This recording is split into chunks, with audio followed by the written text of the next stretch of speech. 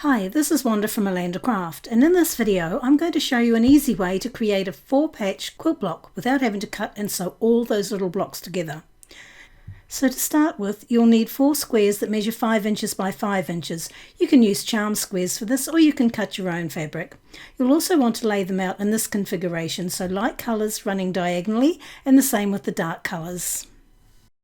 Now we take one light colour and one dark colour square and we place them one on top of the other with the right sides facing. So now we have 2 sets of squares, each with a light and a dark colour.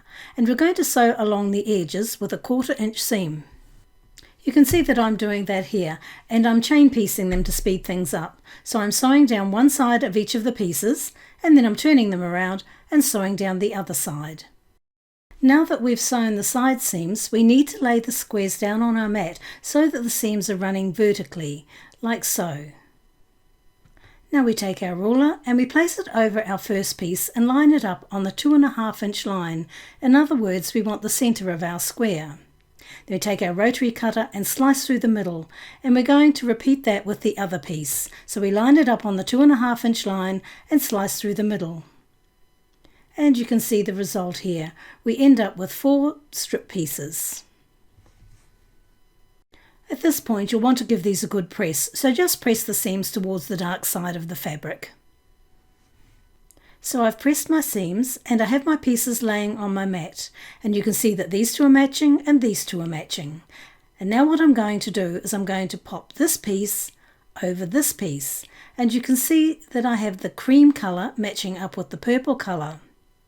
And I also have the purple colour matching up with the cream. And I'll do exactly the same with the other squares. Now just make sure your seams are running along this way, because what we're going to be doing is sewing along the edges with a 1/4 inch seam. Now before we start to sew, I just want to show you how I line up my seams. Because of the way we've pressed them, they'll nest nicely together, and we can pop in a pin to keep everything in place. And once I've pinned the pieces together, I like to do a quick check just to make sure that those seams do match up nicely. Sometimes they can slip a little bit when you're pinning, and so I just like to have a quick look and make sure that they're going to look nicely matched together. You can see that there. So they're going to line up beautifully once I've sewn them. And once I've done this piece, I'll do exactly the same with the other piece. So back to the sewing machine, and you can see how I'm sewing down the edges, and once again I'm chain piecing the pieces together just to speed up the process. So you just sew down the one edge, then down the edge of the second one, turn them around and do the same thing on the other side.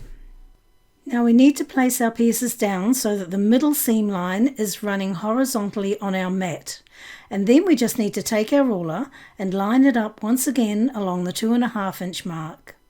So get that all nice and straight, and then we take our rotary cutter and we slice through the middle, and we're going to repeat that on the other piece. So we line it up once again on the 2.5 inch line and cut. And then you can see the result here. We have 4 4-patch quilt blocks without having to sew tiny little squares together. Now you can configure the squares in any way you like. Just turn the squares around until you get something that you really like. And then you can use them in a number of different projects, like a quilt of course, or you can make a table runner, which is what I have here, or you could make a bag or even a cushion cover.